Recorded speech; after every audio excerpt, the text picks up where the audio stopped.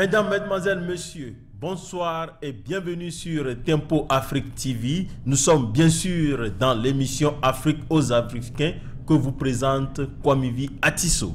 Aujourd'hui, nous allons continuer avec l'Afrique et l'esclavage, mais un thème spécifique de l'Afrique et l'esclavage nous est soumis ce soir, c'est l'infériorité des Africains. Alors, pour expliquer ce thème, j'ai ici avec moi mon ami de toujours, Monsieur Lawson Mawena. Bonsoir, Monsieur Mawena. Bonsoir, Kwamivi Atisso. Bonsoir à la réalisation.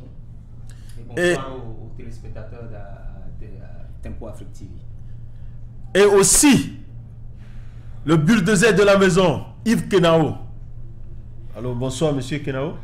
Bonsoir, Monsieur Atisso, et bonsoir à tous les téléspectateurs de Tempo Afrique TV. Merci, Monsieur Kenao. Une fois encore, rebonsoir, chers téléspectateurs de Tempo Afrique TV, que je nomme les Tomboussiens.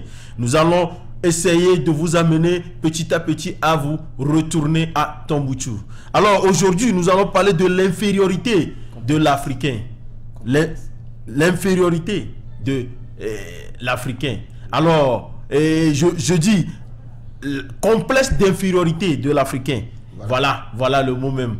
Et nous allons passer la parole à nos chers panélistes pour nous dire un mot sur l'infériorité et la complexe d'infériorité des Africains par rapport aux Blancs. Alors, Monsieur Mawena, qu'entendez-vous par complexe d'infériorité? Au fait, le complexe d'infériorité émane bien sûr des effets que l'homme noir a subi depuis l'esclavage passant par la colonisation. Donc, ce complexe a fait en sorte que l'homme noir n'est plus lui-même. L'homme noir a perdu complètement son identité. Donc, ce complexe, nous allons essayer de montrer les raisons principales qui sont la cause ou bien qui font perpétuer ce complexe. Merci, Monsieur Mawena. Nous allons en arriver là. Alors, Monsieur Yves Kenao, aujourd'hui, nous voulons parler du complexe d'infériorité et tout en restant dans l'Afrique et l'esclavage. Alors, Monsieur Kenao, qu'est-ce que vous entendez par complexe d'infériorité? Monsieur Atisso, par complexe d'infériorité, j'entends l'état d'esprit de soumission de quelqu'un, d'une personne ou d'un peuple à une autre personne qu'elle considère supérieure ou que la nation ou que le peuple considère supérieur. Que le peuple considère supérieur un autre peuple, qu'une nation considère supérieure une autre nation, le fait de comparer l'autre comme supérieur à vous, vous met dans un état d'infériorité et qui fait qu'on a cet état-là, cet esprit que l'autre est mieux que moi, l'autre est meilleur que moi, et ça vous rabaisse. C'est un handicap terrible qui empêche l'évolution chez celui-là qui est à l'état de complexe d'infériorité. Je m'arrête là. Et après, je vous expliquerai plus en détail. Monsieur Yves Kenao, vous enchaînez en même temps. Est-ce que vous voyez un rapport entre la complexe d'infériorité et l'esclavage? En fait, on ne peut pas d'emblée faire un rapprochement. Quand nous allons au niveau de l'essence même de l'esclavage, on ne peut pas parler de complexe. Parce que l'esclavage n'a été qu'un enlèvement pur et simple des gens. Là, vous n'allez pas parler de consentement, vous n'allez pas parler de complexe. Oui, mais monsieur Kenao, est-ce que vous voyez qu'il y a un rapport? Est-ce que l'esclavage a amené les Noirs à se sentir inférieurs par rapport non, c'est ce que je suis en train de vous expliquer. L'esclavage n'a pas amené le Noir jusqu'à une certaine étape de l'histoire à se considérer inférieur.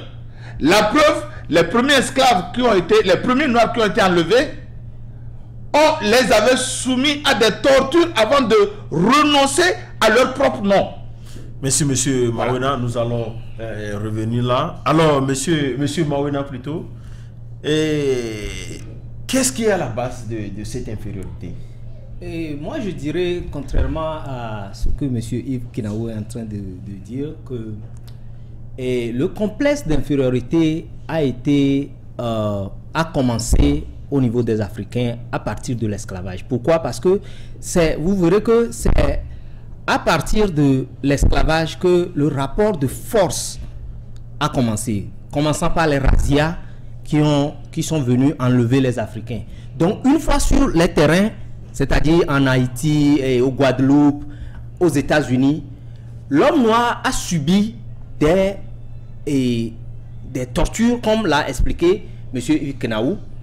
Et quelles sont les conséquences de cette torture-là? Quel est l'objet, la raison de cette torture? La raison de cette torture, en réalité, c'était pour soumettre l'Africain. Donc, à un moment donné, lorsqu'on bat un être humain et on l'oblige à changer son nom, vous verrez qu'à un moment donné, par la force de la torture, l'homme noir a fini par accepter que mon nom n'est plus Kunta Kinte, mon nom est Toby. À partir du moment où l'homme noir accepte que son nom est Toby, il considère, c'est-à-dire le système a fait en sorte que dans la tête de l'homme noir, on ne considère pas considérer l'homme blanc comme supérieur. Donc, des gens sont allés jusqu'à se comporter comme le maître pour que le maître ne les fasse pas du mal. Dans les plantations, vous allez remarquer que tout ce qui doit se faire par les Noirs, ils le font de manière que leur maître les aime. Donc le complexe a commencé par naître dans certains esclaves. Bien sûr, comme Yves l'a expliqué, il y a eu des nègres marrons, des gens qui n'ont jamais accepté être complexés. Des gens qui n'ont jamais voulu être complexés, ce sont des nègres marrons. Et ce sont eux qui semaient de la zizanie dans les plantations. Donc ces nègres marrons, eux, leur cas est différent parce que c'est des Africains authentiques qui ont refusé. Ils ont préféré la mort à l'esclavage. Mais la majorité des Africains sont restés dans ce sens-là. Vous allez voir que c'est ça qui a poussé beaucoup de personnes, juste après même la libération, vous allez voir que les Noirs ont commencé par se comporter comme les Blancs le font. Les gens tendent à ressembler à leur maître. Juste parce que à un moment donné de l'évolution de l'histoire, il n'y a plus rien pour leur dire que celui-là n'est pas supérieur à moi. Donc de génération en génération, on a commencé par voir que bon, ce complexe-là a atteint les nouvelles générations qui venaient. Donc, je voudrais faire une petite parenthèse en demandant à la réalisation de passer quelques images pour montrer l'un des petits côtés de ce complexe-là. Si la réalisation nous écoute, on peut voir les images. Et tout en voyant ces images, je ne suis pas le coordonnateur de l'émission, mais je voudrais poser une petite question. Quand nous voyons ces images, qu'est-ce que nous remarquons?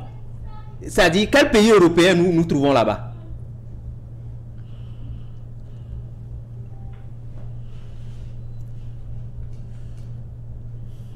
Monsieur Mawena, expliquez-nous un peu. Oui, monsieur Yves, vous voulez dire? C'est toujours dans le même sens. Voilà, moi, laissons suivant les images, et après je vais revenir un tout petit peu sur un aspect de votre développement. Okay. Suivant plutôt, on revient là-dessus. Ok. Ça revient aux États-Unis, hein. J'ai vu des choses comme l'architecture américaine. Voilà. Ça ressemble beaucoup, vous voyez, c'est pratiquement l'architecture des États-Unis. Voilà. Même ça ressemble à notre Minnesota, si vous voyez bien, quelque part. Comme Yves, qu'est-ce que tu remarques? Ça ressemble.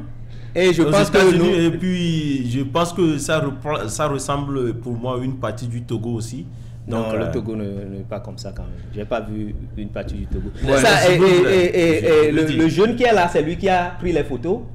Donc, c'est juste pour montrer un côté de cette aliénation, de ce complexe-là qu'on utilise dans des propagandes.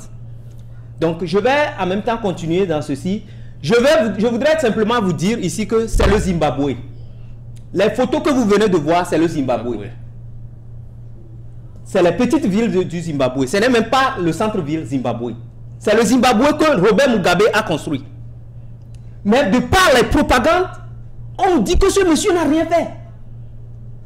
Donc c'est l'une des armes que l'Occident utilise pour nous abrutir. Nous ne nous déplaçons pas pour faire les remarques. Nous suivons seulement les médias occidentaux qui font des propagandes inutiles pour nous nuire.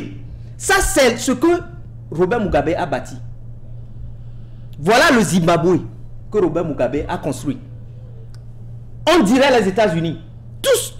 Tout Africain qui voit ça à première vue ne me dira pas que c'est l'Afrique. Mais ça, c'est le Zimbabwe. Donc, c'est pour nous dire que, vous voyez, comment ils inculquent en nous le complexe. On n'imaginera jamais qu'un pays africain sera comme ça. On ne va jamais l'imaginer. Avec les propagandes qu'on nous fait. Le monsieur n'a pas fait un travail. Si vous allez à l'université d'Harare, vous serez surpris. Et j'ai même eu des interviews que je n'ai pas bien préparées pour envoyer à la réalisation. Mais ces interviews viendront. C'est des interviews des Anglais qui vivent au Zimbabwe, qui ont leurs enfants dans les universités. Mugabe est mort il y a seulement deux mois, ou bien un mois, 2 mois. Vous voyez? Donc ça voudrait dire que c'est le travail qu'il a abattu. Et il a abattu. Donc c'est l'un des côtés de la chose. Monsieur Mawena, vous voulez réagir par rapport à... Voilà, oui, j'ai écouté mon confrère Mawena parler. Mais tout ce que je voulais ajouter, quand je disais qu'il n'y a pas de rapport entre l'esclavage et le complexe d'infériorité, moi je situais la chose dans la période de l'esclavage. Vous savez, avec l'esclavage, qu'est-ce que le blanc a fait? Moi, je dis blanc. Le blanc a tout simplement détruit ce qui était la valeur africaine. Ce qu'on pouvait montrer aux enfants, aux petits-fils, que c'est ça votre Afrique. C'est ça ce que le grand-papa, les grands-papas, la grand-maman avaient. On a tout détruit. Donc, tous ceux qui sont nés après que l'esclavage soit aboli, n'ont appris, n'ont lu, n'ont vu que le blanc qui s'habillait contrairement au grand-papa qui était nu.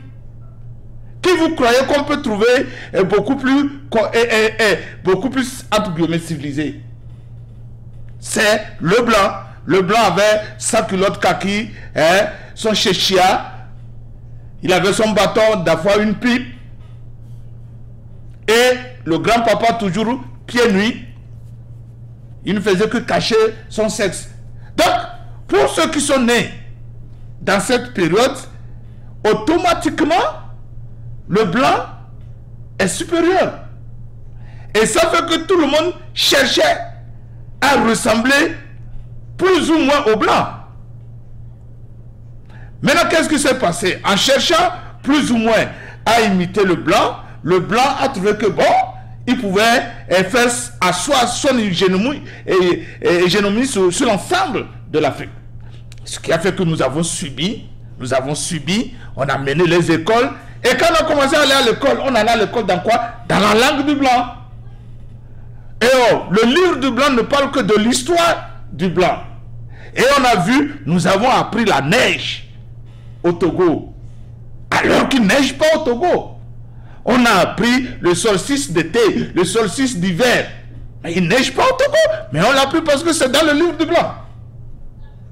À manger, on a appris à manger parce que le blanc nous disait qu'un jour, je vais vous amener chez moi. Donc vous devez me ressembler. L'assimilation. Tout ça là, ça a contribué et ça détruit la valeur humaine africaine. Nous devons respirer. manger selon l'image du blanc. Et aujourd'hui, c'est ça qui a fait même que le sujet est d'actualité. Le complexe d'infériorité. Ce qui fait qu'aujourd'hui, si vous voyez, quand on parle du développement de l'Afrique, selon votre titre, par les Africains, nous autres ici, sur ce plateau, nous parlons du retour à Tombouctou. Ce complexe d'infériorité est un handicap. Tous les Africains, à 90%, pensent que retourner à Tombouctou, c'est une perte de temps. Qu'on ne ferait rien.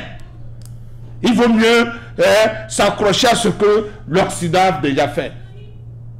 Nous n'allons jamais s'en sortir, monsieur Mamina. Peut-être que j'ai devancé les choses. Nous n'allons jamais sortir parce que ce complexe d'infériorité a déjà dépassé l'esclavage. Il a déjà dépassé l'esclavage. Il est dans le néocolonialisme. Et si nous commençons et nous continuons par réfléchir, comme si on était encore en 1800, monsieur Atisso, même à 3000 ans, on n'aurait rien fait. Donc nous devons commencer, comme le retour à Tombouctou, prendre le taureau par les cornes. Quand je dis prendre le taureau par les cornes, c'est quoi? C'est encore une fois de commencer par démystifier cet état de choses, cet état de complexe d'infériorité. Moi, Yves Kenon, je n'ai jamais considéré, je ne me suis jamais considéré inférieur à quiconque que ce soit. Même à mon prochain noir, je ne me suis jamais considéré inférieur. À plus forte raison, me considérer inférieur au blanc, non. Je ne vois pas pourquoi tout le monde fait, les gens font de sorte qu'ils ressemblent aux blancs dans leur parler. Les gens n'ont jamais été en France, mais ils parlent en Afrique comme si le français, comme s'ils étaient des Français. Ça, c'est un autre cas d'infériorité. Si les gens n'ont pas été aux États-Unis, mais quand ils vous parlent l'anglais, ils veulent parler l'anglais comme s'ils étaient à Washington ou quelque part. Voilà. Merci, monsieur. Voilà, c'est ça le complexe. Monsieur. Et ce complexe-là, nous devons le combattre. Je m'arrête là. Merci, monsieur Kenao. Chers téléspectateurs de Tempo Afrique TV, que je nomme les Tombouciens, vous pouvez participer à cette émission en tout simplement composant le numéro qui passe sur votre écran. Vous pouvez demander plus d'éclaircissement. Vous pouvez nous apporter vos idées. Vous pouvez nous éclaircir des thèmes qui vous paraissent pas bien expliqués par les panélistes. Et vous pouvez aussi nous proposer des sujets. Alors composez simplement le numéro qui passe sur vos écrans. Alors, monsieur Mawena, aujourd'hui, on voit que dans toutes les compétitions du monde, que ce soit académique, sportive, beauté, invention, on voit que les Africains sont toujours en tête. Est-ce que aujourd'hui les Africains ressentent encore cette complexe d'infériorité? Avant de répondre à cette question, je dirais que le complexe d'infériorité qui a été, comment l'appelle-t-on, transmis, je dirais, transmis. Parce que, vous savez, avant le contact avec les Blancs, si nous retournons un peu en arrière, et lorsqu'on parlait de l'Afrique impériale, l'Europe était dans le Dark Age, le Moyen Âge. Donc, quand ils ont eu le contact avec nous, c'est pourquoi vous allez voir que lorsqu'on parle des Pythagore et autres, ils sont venus étudier en Égypte. Donc, c'est un complexe qui a été en réalité, je dirais, transféré à l'Africain. Et c'est un travail que l'homme blanc doit faire en son sein. Parce que je dirais que c'est une maladie. Parce que haïr l'homme noir aujourd'hui ne sert à rien.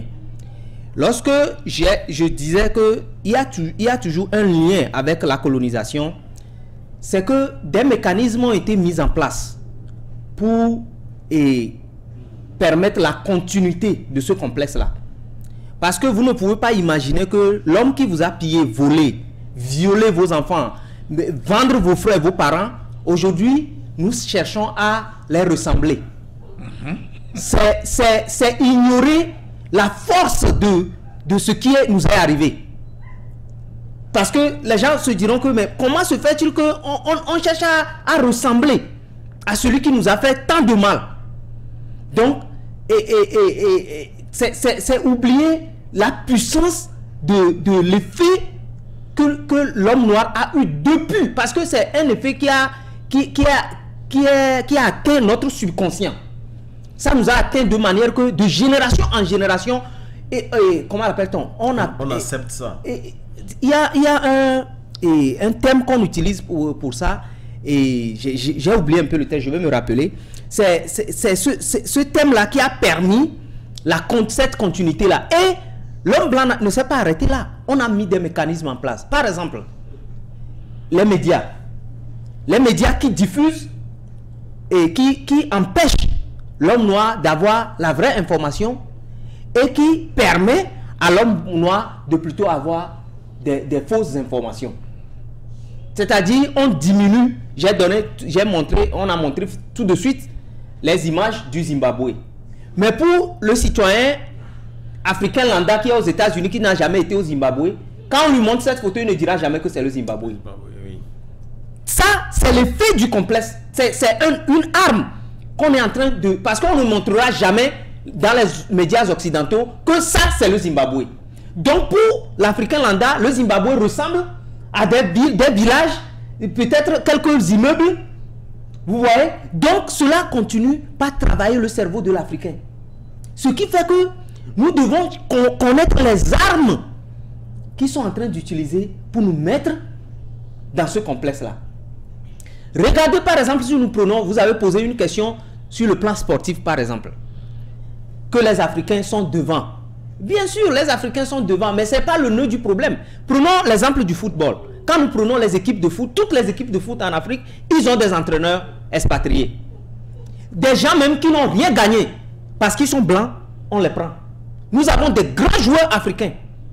On ne les prend pas pour être entraîneurs. Et lorsque l'entraîneur blanc s'en va et il échoue avec nos équipes, ils reviennent, qu'est-ce qu'on fait? On le remplace simplement par un autre entraîneur blanc. Lorsqu'un pays africain a le culot de donner son équipe à un entraîneur noir, tout le monde attend des résultats. Dès que cet entraîneur noir échoue, qu'est-ce qui se passe? On dit voilà ce qu'on dit, que les entraîneurs noirs sont mauvais. Et qu'est-ce qu'on fait? On blâme cela, on blâme cela sur tous les entraîneurs noirs. Ce qui fait que jusqu'au jour d'aujourd'hui, les Africains ont toujours des entraîneurs blancs et on ne gagne toujours rien. Mais quand on s'en va chercher des entraîneurs, on cherche toujours des entraîneurs blancs. C'est pour vous dire l'effet que cela a eu sur l'homme noir depuis la nuit des temps, jusqu'à l'heure où nous parlons. Vous voyez, nos filles aujourd'hui, ils se décapent la peau. C'est pourquoi? C'est lorsqu'un être humain peut changer sa peau en blanc, ça voudrait dire qu'elle ne se sent pas à l'aise en elle-même. Donc il faut que la peau soit blanche pour ressembler à un blanc. Parce que lorsqu'on se décape la peau, clairement, la peau est claire. Et la peau tend vers un blanc. Vous voyez, nos filles aujourd'hui, les cheveux. Regardez les tresses. Les tresses que j'ai mis sur mon profil, je ne sais pas si vous l'avez remarqué, quelques tresses, je n'ai pas envoyé ça à la réalisation, quelques tresses que les Africains faisaient. Les tresses qui se faisaient en Afrique, c'est des tresses mathématiques. C'est des courbes mathématiques, c'est la géométrie pure et simple. Si vous voyez les tresses, vous pouvez faire Google les anciennes tresses africaines. Vous allez voir, c'est des trucs. Nos mamans qui sont là, comment vous pouvez imaginer qu'elles font des tresses avec ce que nous appelons d'apoka? Elles le font de manière extraordinaire. Elles bâtissent des choses sur la tête. Vous pensez qu'ils ont trouvé ça où? C'est la mathématique. C'est des géométries qui étaient appliquées. Mais aujourd'hui, nos soeurs préfèrent aller mettre leur tête sous le séchoir avec des savons bizarres qui leur donnent le cancer plus tard. Mais lorsque vous parlez de ça, on te dira que non, mais c'est mon argent, je fais ce que je veux. Et les maladies s'en suivent. Regardez les ongles. Les gens mettent des ongles pour que les ongles ressemblent à l'ongle du blanc. Merci, M. Mawena. Et je vois que M. Yves Kenao voulait réagir. Voilà, vous avez parlé de la présence des Noirs partout sur beaucoup d'échéances au niveau de football, au niveau de modeling, au niveau de beaucoup d'aspects de la vie quotidienne. Mais monsieur Atisso, vous voyez, le complexe dont nous parlons a été ancré en nous tellement. Il a été ancré en nous tellement que il faut 3 fois, 4 fois le fort d'un noir pour être au niveau du dernier des blancs, du plus nul des blancs. Expliquez-vous, monsieur. Je m'explique. Si vous êtes professeur de mathématiques, pour vous engager à l'université ou dans une école pour enseigner ici ou bien au pays des blancs, vous devez avoir 3 fois la moyenne du blanc. Avant qu'on vous accepte à ce poste, à ce même poste. Parce qu'on suppose que vous devez faire beaucoup d'efforts pour prouver aux blancs que vous êtes intelligent, M. Tissot, que vous êtes un génie. Avant qu'on vous accepte. Monsieur Kenao, Ouais. Sédar Senghor avait enseigné aux blancs.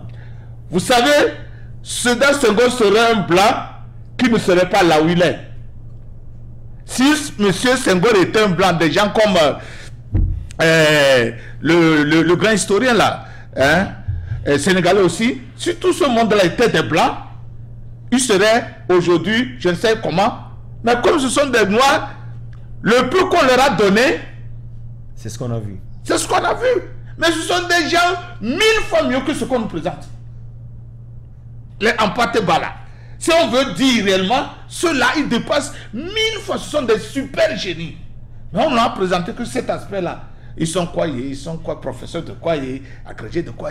Et généralement, nous-mêmes, quand on nous engage dans les boulots, ici aux États-Unis ou en Europe, vous devez fournir 3-4 fois d'efforts pour prouver aux Blancs que je peux faire ça. Mais si monsieur Même Kenao, le football. Imaginez. Pourquoi maintenant partout c'est l'homme noir qu'on veut mettre dans une équipe? Parce qu'on lui demande plus d'efforts que le blanc. Si on veut demander le même effort au blanc, on va dire oh, il sera trop fatigué. Mais vous autres, comme on sait que d'ailleurs on vous paie moins cher que le blanc. Moins cher. Même mon intervention n'est pas de ce côté-là. Je voudrais tout simplement dire que vous voyez, le complexe dont nous parlons, c'est un complexe qui est devenu comme complexe inné. C'est comme c'est maintenant dans les gènes de l'Africain. C'est que les enfants qui sont nés, les enfants africains, les enfants noirs qui sont nés aujourd'hui, ont en même temps dans leurs gènes ce complexe. Et c'est ce que moi je dis qu'on doit chercher à démystifier. Merci monsieur Kenao. Avant de passer aux solutions, je voulais poser cette question. On a comparé la complexe d'infériorité par rapport au temps de l'esclavage. Du temps où les Africains se sont pris conscience et ont commencé par réclamer leur indépendance. N'est-ce pas qu'ils ont su que les Blancs ne sont pas supérieurs à eux? En quoi? Okay. Quand ils ont commencé par combattre les Blancs, c'est comme ils ont vu que ils peuvent combattre ceux-là, ils ne sont pas aussi plus forts que eux. Monsieur Tissot, je sais là où vous voulez en arriver, mais ce n'est pas ça aujourd'hui. Je parlais des temps des indépendances. Même au temps des... J'arrive. Vous savez, les premiers Noirs qui ont été en contact avec le Blanc avaient pensé que le Blanc ne pouvait pas mourir. Allez demander aux tirailleurs sénégalais qui ont fait la guerre auprès des Français. C'est sur le terrain de bataille que les Sénégalais ou les Africains appelés tirailleurs sénégalais ont compris que le Blanc pouvait mourir. C'est à partir de ce moment-là que ces Africains l'ont dit, donc ceux-là aussi peuvent mourir. Et ils ont commencé par ne pas trop les respecter comme avant. Et de là, est-ce que quelque chose a changé sur... Je vais vous dire, monsieur Tissot, vous allez me dire, vous pouvez dire que cela pourrait amener les gens à changer. Non, ça n'a pas changé. Qu'est-ce qui a fait que ça n'a pas changé? Tu sais que même des gens sont partis écrire des livres en disant que rouge est le sang des Noirs. Tout ça là, c'est pour dire même à l'Africain que ton sang rouge là, c'est ce sang rouge aussi qui coule dans les veines du blanc. Pour amener l'Africain à ne pas se considérer inférieur toujours au blanc. Donc c'est une poignée des Africains ont compris. Le problème fondamental c'est quoi? C'est que quand ici on veut éveiller la conscience des gens, de l'autre côté on fait croire à l'Africain qu'avec le blanc tout est rose. Et tout ce que vous faites ici pour arranger échoue. On nous a montré que le Sénégal était le Paris africain, la Côte d'Ivoire, avant les indépendances. Tout le monde courait dans ces pays-là. Parce que les voitures circulaient, les modes, les hauts talons, les yéyés dans le vent, tout ça était là-bas. Et qui peut me dire qu'il ne veut pas voir Johnny Hallyday ou qu'il ne veut pas voir les Elvis Presley? Tout le monde voulait. Si vous n'avez pas RFI chez vous, quand nous on était à Lomé, vous êtes le dernier. Or, RFI, c'est une radio de propagande, de destruction. Si vous n'avez pas Télémonde, vous n'êtes rien. Donc, ce que M. Mahonet disait, ça fait partie de là. Mais ce que je voudrais, M. Atis, que tu saches, regarde les chefs d'État africains. Si tu veux me dire qu'ils peuvent dire que le blanc mourrait aussi, ou bien le blanc a le sang rouge. Regarde les chefs d'État africains. Monsieur Kenao, on va en venir aux chefs d'État africains. Je m'arrête là. Alors, monsieur Mahouna, est-ce que vous avez quelque chose à nous dire avant d'arriver sur les chefs d'État? Oui, avant d'arriver là, j'aimerais ajouter que, en fait, moi je ne dirais pas trop que les Africains et pendant comment l'appelle-t-on, la guerre, pensaient que le blanc n'était pas et ne mourait pas. Parce que si vous retournez un peu dans l'histoire, vous allez voir, lorsqu'il y a eu en 1700, je crois, 1700, quand il y a eu la guerre de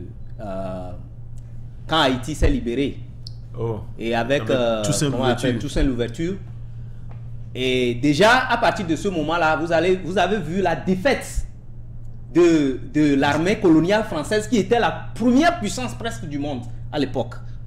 Donc, mais les Africains n'avaient pas cette information-là à ce temps. Ils n'avaient pas l'information, mais ils avaient déjà compris qu'on pouvait battre ces gens-là. Non, mais à ce temps, l'information ne circulait pas comme aujourd'hui. Non, mais les Africains qui étaient dans la lutte comprenaient qu'on pouvait battre ces gens facilement. Et le monde entier même a compris, même l'Amérique. Pourquoi Haïti est démoli aujourd'hui? C'est pour cette raison que Haïti a été démoli, parce qu'il ne faut pas faire surgir cette histoire-là. Parce que montrer qu'un pays africain, des Africains ont fait une lutte, puisque c'est le premier pays indépendant au monde. C'est eux qui ont écrit leur première constitution. Ils ont libéré Haïti et ils ont écrit une constitution. Donc à partir de ce moment, déjà, les Noirs qui étaient là comprenaient que ces gens-là, ils ne sont rien en fait, puisque toute l'armée de Napoléon a été démolie complètement. Donc même les Anglais avaient peur. Les Américains se sont dit, mais tiens, ces gens, si on les laisse, ils vont être quelque chose. Et l'autre chose, Yves l'a dit au niveau de la Deuxième Guerre mondiale. Ça a été prouvé une fois au niveau de la Deuxième Guerre mondiale que les Blancs n'étaient rien. Donc c'est le second côté qui a été prouvé qu'en réalité, ces gens ne sont rien. Mais le problème, c'est le soutien que les Noirs devraient avoir durant cette période-là. De qui? De leur peuple ou bien non seulement de leur peuple, mais seulement le Noir a cette essence que on a toujours pensé à faire la paix. Parce que comment Toussaint Ouverture a terminé? Il a fini par... Il est mort, capturé. En France. Pourquoi? Parce que Napoléon a envoyé quelqu'un pour aller négocier. Et eux, ils se sont dit, bon, ok, nous avons gagné. Et bon, on peut encore continuer par vivre ensemble. C'est le fait de vivre ensemble qui s'est fait capturer. Et vous allez voir, ce monde-là, c'est-à-dire que le comportement que les Occidentaux ont depuis la nuit des temps, c'est ce qu'ils ont toujours jusqu'au jour d'aujourd'hui. Les États-Unis viennent de prouver ça aux Kurdes. Ce qui se passe actuellement dans les nouvelles. Ils ont abandonné les Irakiens avec Obama. Bien sûr. Aujourd'hui, ils sont en train d'abandonner les Kurdes. Bien sûr. Avec Trump. C'est pour vous dire que c'est des gens avec qui on ne peut pas dealer. On ne peut pas dealer avec ces gens. Vous venez avec eux, c'est-à-dire que c'est des gens qui vous ont dit clairement qu'ils sont là pour leur intérêt. Point final. Mais l'Africain a cet esprit que on peut toujours être ensemble, discuter ensemble et faire ensemble. Laissons les abrutis, les aliénés qu'on a mis aujourd'hui là et on les exploite. L'Africain, dans son essence, dans sa naissance, est né comme ça. Vous allez voir que c'est ce que, par exemple, la Chine a compris. Quand vous allez en Chine, les Chinois ne font pas passer certaines émissions télévisées occidentales. Jamais il y a des films américains, français, occidentaux qui ne passent pas en Chine. C'est bloqué par le gouvernement chinois. Et si vous demandez à un Chinois actuellement aux États-Unis, ils ont leur télévision. Et on parle la langue chinoise dedans. On parle la langue chinoise. Même les petits Chinois qui sont aux États-Unis ici, ils suivent des films de leur langue chez eux. Mais chez nous en Afrique, qu'est-ce qui se passe? Il vous vient de parler de RFI. Est-ce que lorsqu'on nous parle de RFI, etc., RFI parle nos langues? Non. On passe nos films? Non. Mais pourtant, tout le monde est rué vers RFI parce qu'on veut être à la mode. On veut ressembler à l'autre. Merci M. Maouina et M. Kenao. Avant d'arriver aux solutions, je voulais que vous preniez au moins 1 minute pour répondre à cette question. Est-ce que l'aliénation de la nuit des temps a quelque chose à voir aujourd'hui avec nos chefs d'État, la plupart de nos chefs d'État qui travaillent non pour le peuple mais pour l'Occident? Moi je dirais oui en même temps. Parce que l'aliénation, ce n'est pas quelque chose qui arrive et aujourd'hui et demain disparaît. Mais c'est l'effort de l'être à comprendre comment marche le monde, comment va le monde. Et l'effort de l'autre à comprendre que j'ai mon identité à respecter qui te fait sortir de cette aliénation-là. Des gens, aujourd'hui, beaucoup d'Africains, ils s'en fichent de leurs identités. Même quand nous discutons aujourd'hui sur ce plateau, il y a des gens qui nous critiquent que ce que vous avez à foutre à parler des valeurs des Africains, tout ça, les Africains ne valent rien, etc. Mais ce sont des Africains qui le disent. C'est pour te dire que c'est des gens qui ont fini par perdre leur identité complètement. Ils ne savent plus qui ils sont. Ils ne savent plus qui ils sont.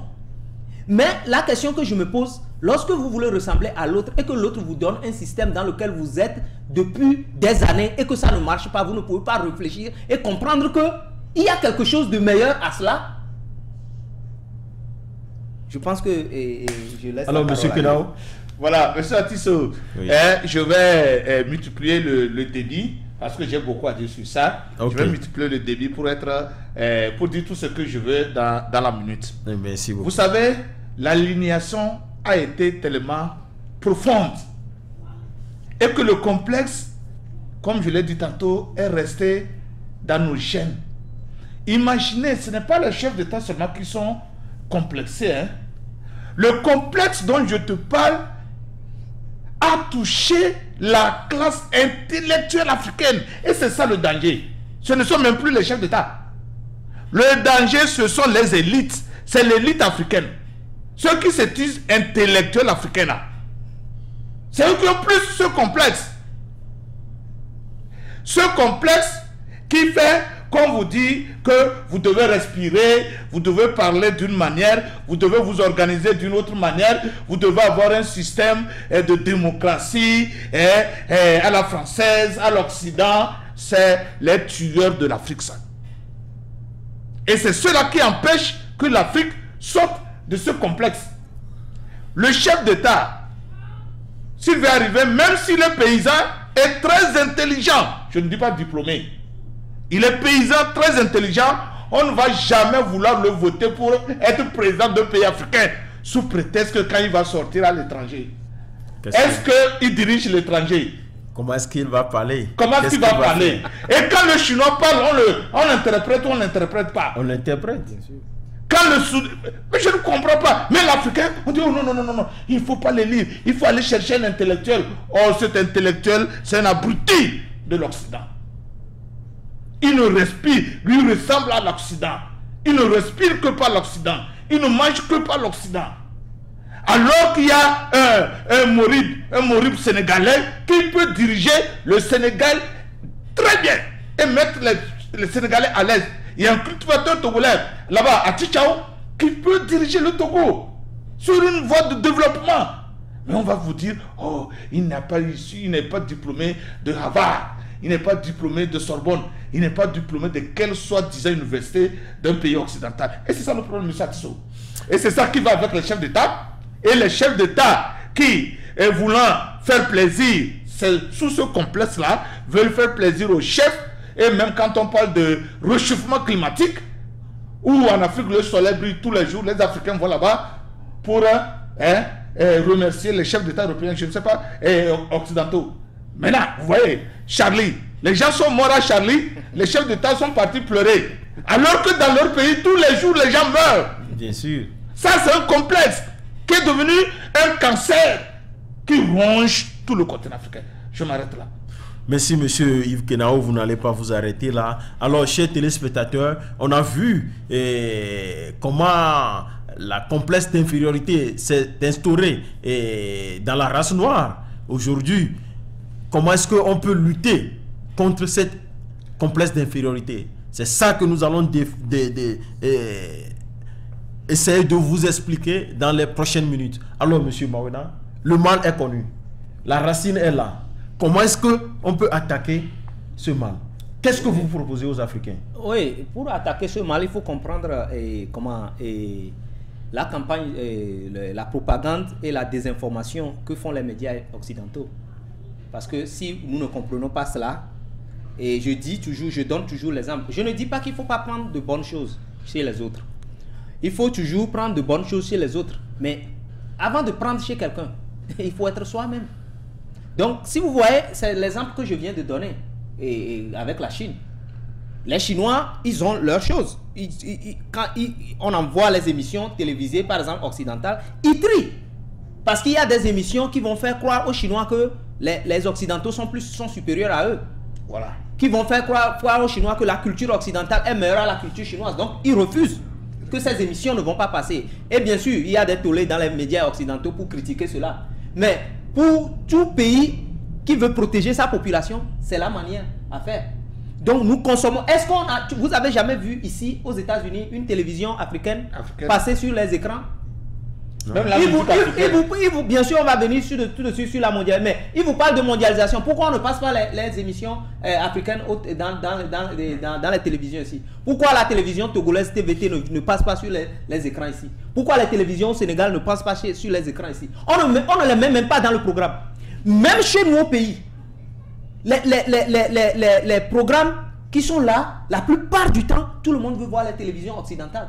On ne veut même pas regarder nos films. Oui, c'est ça. On ne veut pas regarder nos films. Regardez par exemple Nollywood. Nollywood aujourd'hui est acheté. Non seulement acheté, maintenant ils tendent à faire des films occidentaux. Avant, au moins quand ils avaient commencé, vous allez voir des films qui parlent au moins des villages, qui donnent des conseils aux gens. Aujourd'hui, c'est la pornographie étalée. Monsieur Mawena, je suis en train de parler des solutions. Oui. C'est l'une des solutions. Parce que si nous conformons seulement, et comment l'appelle-t-on, à suivre des films, surtout les médias occidentaux, c'est un problème. Par exemple, aujourd'hui, on dit Tempo Afrique TV, c'est la télévision des Africains. Normalement, tous les Africains, quel que soit ce que nous disons ici, parce que nous sommes ici sur ce plateau ouvert à des critiques, nous ne sommes pas détenteurs du savoir. Nous disons le peu que nous savons.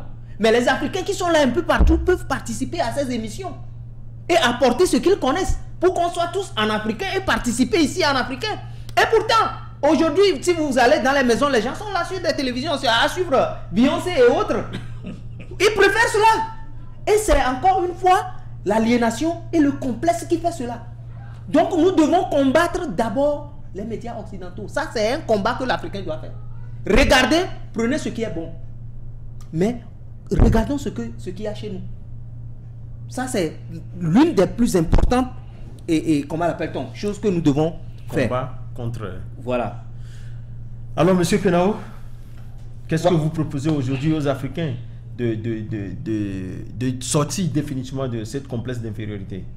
Tu sais, on ne saurait forcer quelqu'un d'être fier de lui-même. Quand nous parlons de complexe, c'est une certaine fierté de soi-même. C'est-à-dire que nous disons, mais c'est aux Africains de prendre conscience. C'est une prise de conscience et de savoir que, où allons-nous? Où vais-je? Où va ce monde? Parce que si vous remarquez, tout le monde dans ce monde est en train de se protéger et de protéger son peuple. Mais c'est l'Africain qui s'ouvre de plus en plus aux autres, qui ramasse les déchets des autres pour en faire des valeurs.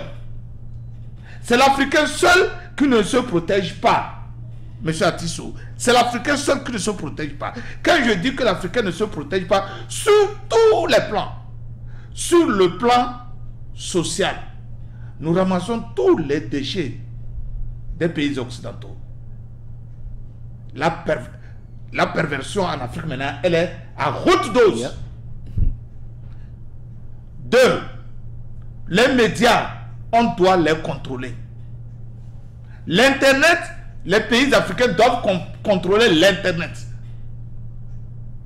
Parce que vous n'allez pas laisser les gens aller sur des sites et développer la pornographie ou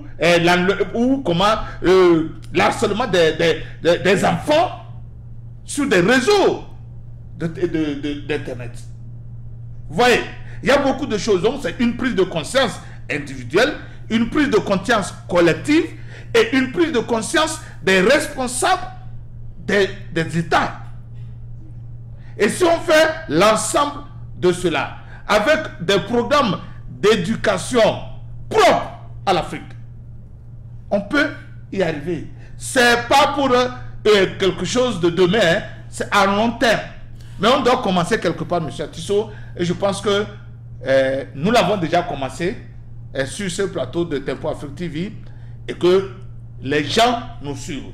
Ne vous dites pas que les gens ne vont pas nous suivre, les gens nous suivent. Il faut multiplier ce que nous sommes en train de faire sur d'autres chaînes, sur d'autres radios. Surtout, maintenant je commence par apprécier un peu les médias togolais qui ont des émissions pratiquement dans les langues vernaculaires et qui expliquent aux gens directement ce que ceci veut dire dans la langue. Merci monsieur Kenao. Nous sommes presque arrivés à la fin, mais je ne saurais clôturer cette émission sans poser cette question.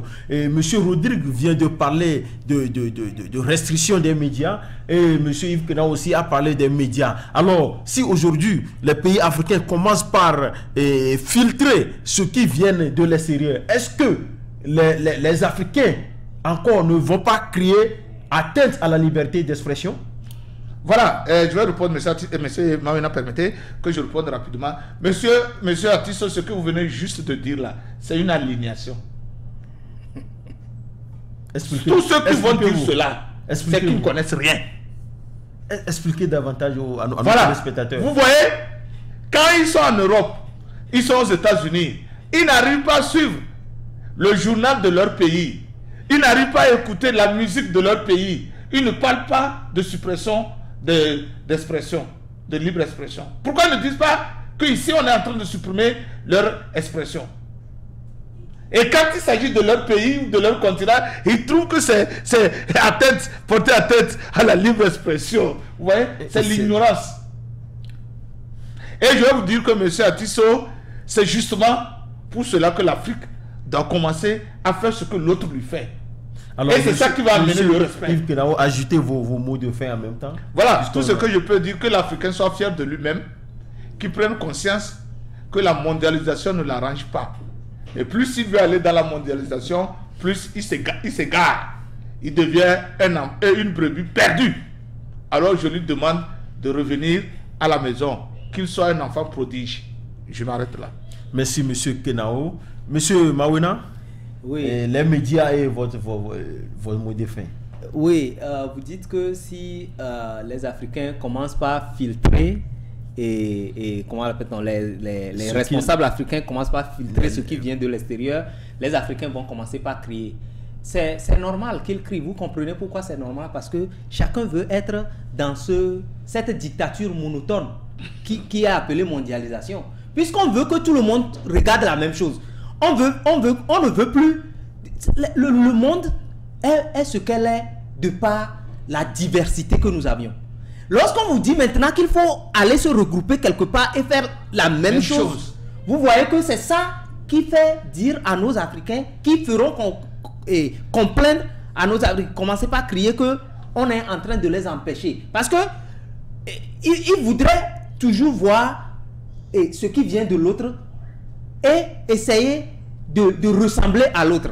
Maintenant, quand on lui dit non, sois toi-même, il trouve que c'est un problème. Vous ne voyez pas que l'effet de l'aliénation, c'est-à-dire c'est tellement poussé que l'être humain, le noir, nous avons des problèmes.